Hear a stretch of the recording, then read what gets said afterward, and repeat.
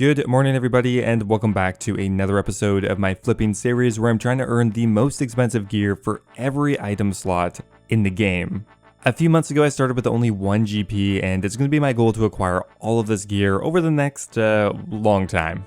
Some of the gear is very expensive. For example, we have the 3rd Age Druidic Top, Bottom, and Pickaxe being worth over max cash for each one of them. We have the 3rd Age Druidic Cloak coming in at 1.1 bill, the Elysian coming in at like 900 mil now. It's adding up to be a lot. Right now it's somewhere around 9 to 10 bill. Now, luckily since the last episode, things have gone down a little bit. From what I can see, we now have to get about 200 mil less worth of gear. So another way to look at that, we just earned 200 mil. As always guys, if you are enjoying the series, don't forget to leave a like in the video. For every 10 likes I get, I'm going to be buying an Onyx Dragon Bolt E. Currently, we're up to 37 mil worth of bolts. So yeah, don't forget to like the video. Anyway guys, let's get started.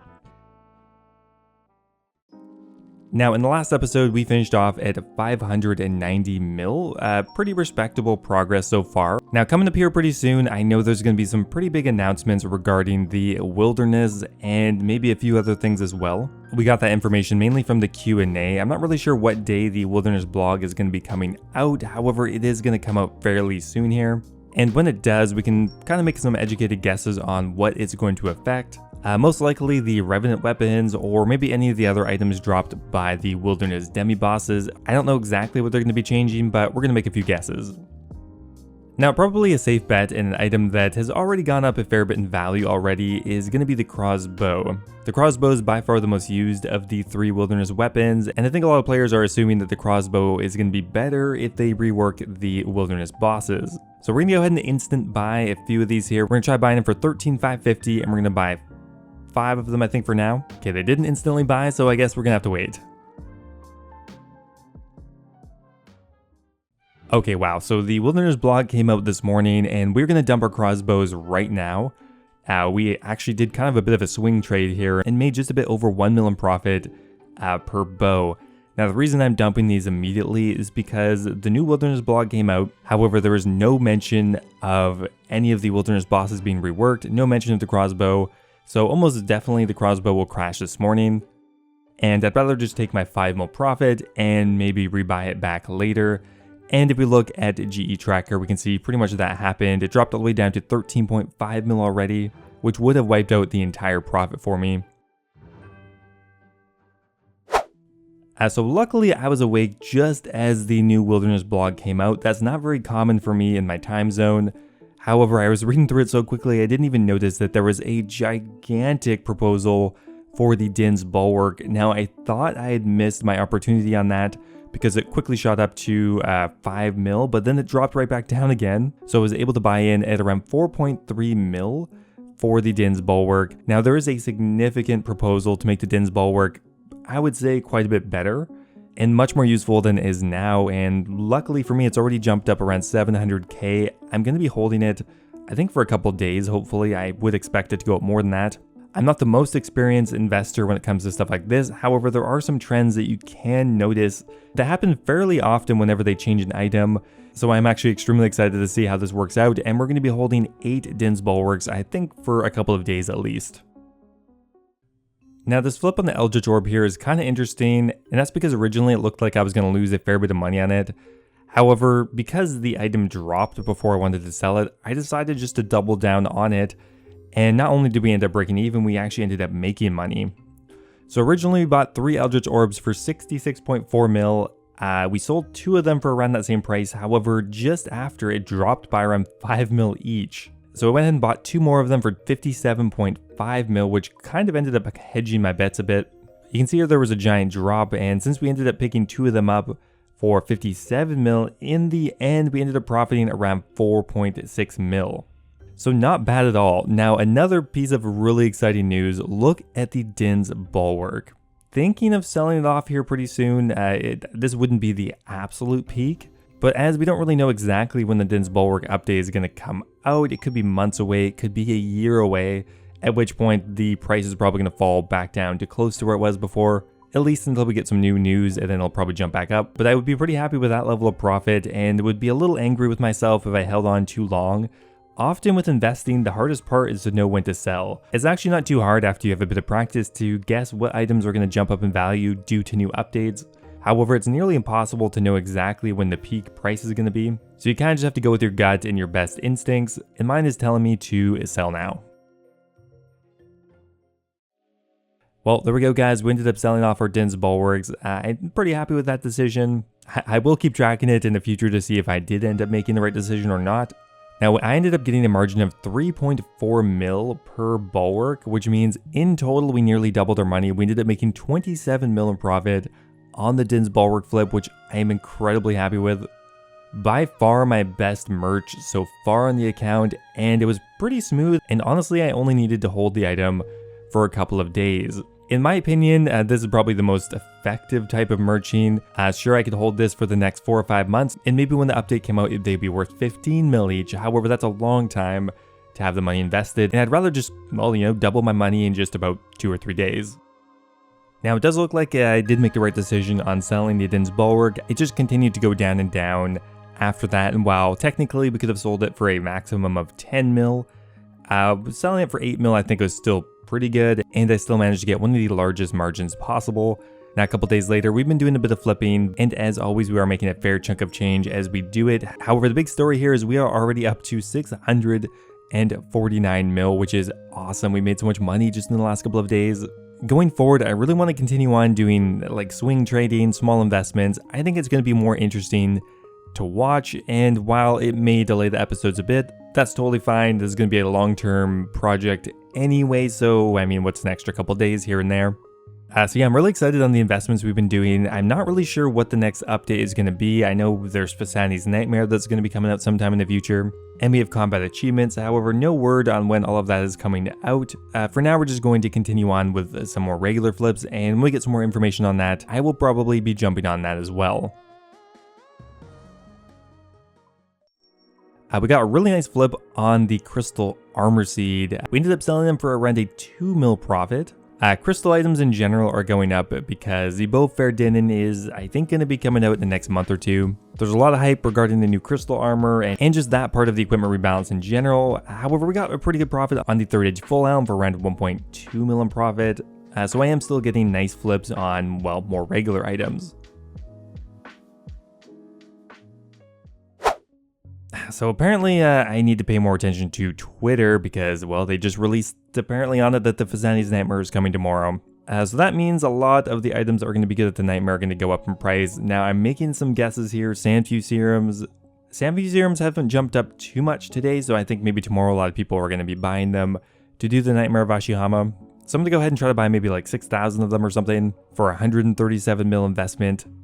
A few other items I could consider are the Bludgeon a lot of people use, and the Sanguinesti is also a fairly important item at the Nightmare. Now, if the Nightmare of Ashihama is different, I could screw myself a bit here, but you know what, we're on a pretty good luck streak right now, so let's see if we can keep it up. So the Abyssal Bludgeon has already gone up a fair bit. I might be a bit too late on this, but I still kind of want to give it a try. I wish I was paying a bit more attention. We'll try to go pick up a few right now, and they're not even buying for 27 mil. That's pretty crazy. And I'll also pick up maybe 3 of these Sang Staffs. I'm not sure if I'm going to hold these overnight or not. This is going to be a little bit risky. God, there's something else coming out tomorrow too. Apparently, the Bow Ferdinand is also coming out tomorrow.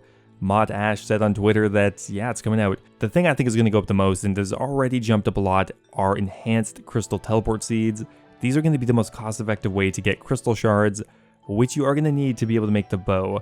Now, whether I overpaid, I don't know. This one's pretty hard to say, but we bought 30 of them, and we're going to hope for the best. Oh boy, guys, it is 11 a.m. tomorrow morning. I've sold off my only profitable investment so far, and that would be the enhanced crystal teleport seeds. I sold them for around a 200k profit each, so that added up to be about 5 mil. Now, that was fine. However, all of my Nightmare items, not looking so hot. I should have sold them yesterday, or maybe just not done them at all. With the crystal seed, I had noticed the tweet around 2 hours after. However, with the Nightmare of Ashihama update, I didn't notice till like 5 or 6 hours after. I should have known. That was really dumb of me, but you know, I got pretty hyped and I just wanted to get in on it, and it doesn't look like it's going to pay off. Now I'm going to try to be patient here because I think if we wait a bit, we should hopefully mitigate our losses a bit. And I'm really just going to try to do anything I can today to try to make back some money, because right now it looks like we're slated to lose around 20 mil just on the Sandfew serums alone. Another 4 or 5 mil on both the Sang Staff and the Abyssal Bludgeon. So yeah, if we could wait a bit and maybe even lose half of that, that would be amazing. But I gotta say, yeah, mistakes were made here. Okay, so luckily on a few items, they did bounce back a bit. The Sang Staff, actually, we're not going to lose almost anything on. I think just about 600k in total on that. Plus, we ended up getting a 2 mil flip on the 30-age Robe Top. That's going to help offset us a little bit here. Things are still looking kind of bad on the Sandfew serums. They are still only selling for around 19k each, and I bought them for like 23k each, 22.5 or something. I shouldn't have left that offering overnight. That was really, really dumb. The Bludgeon is going up a bit, but I don't think I'm going to be able to break even on that either. With that said, though, there is a new item out today, and even though I'm feeling a little bit bad about myself right now, I'm going to try to flip it to see if we can recoup some money. The new Bow of Faerdinin is out, and it is a tradable item. I didn't realize it was going to be tradable. This is also not risk-free by any means, because people are trying out the Bow of Faerdinin right now. We don't really know whether it's that good or bad, whether it's going to replace some items, whether it's going to be meta. That's all going to be very important information to know, though, but we're going to flip it still. Okay, there we go. That's what you like to see. We actually ended up getting, I think, a 1.6 mil margin on it, 1.4 mil actually, and that was only a few minutes. So yeah, if we can flip the entire buy-in limit, which I assume is 8, that will definitely help mitigate some of our losses here.